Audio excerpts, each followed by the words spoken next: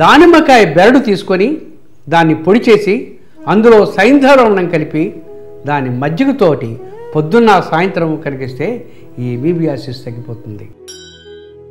ఒక కప్పుడు గట్టి పెరుగు తీసుకొని ఒక చెంచా మెంతులు వేసి అరగంట నానబెట్టిన తర్వాత ఆ మెంతులతో ఆ పెరుగు కనుక తీసుకున్నట్టయితే మామూలుగా ఎక్కువ సార్లు అయ్యే విరేచనాలు తగ్గిపోతాయి. 2 చిటికల ముద్దకర్పూరం నోట్లో వేసుకొని ఫుల్గా ఒక గ్లాసులో మజ్జిగ తాగితే అది వేసుకున్న 2వ డోసుకి మోషన్స్ ఆగిపోతాయి.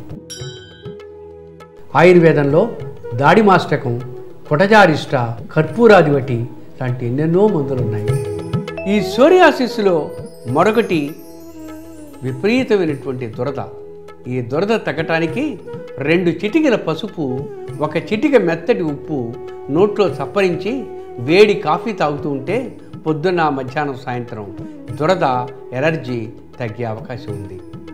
ఈ సోరియాసిస్ ఉన్నవాళ్ళు చింతపండు పులుసుతో చేసే వస్తువులు, శనగపిండితో చేసే వస్తువులు, వంకాయ, వేరుశనగ నూనె, వేరుశనగ గుళ్ళు ఇవి వాళ్ళు తినకూడదు. ఊరగాయలు, పచ్చళ్ళు ఎంత తక్కువ తింటే అంత హితకరం వాళ్ళకి.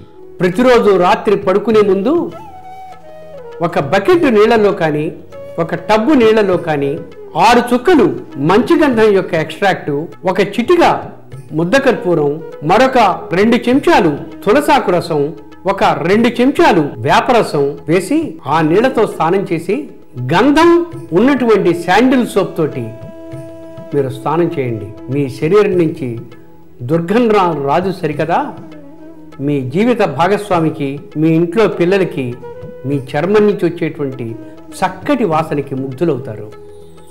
దీన్నే సర్వగంధ స్థానము అంటారు.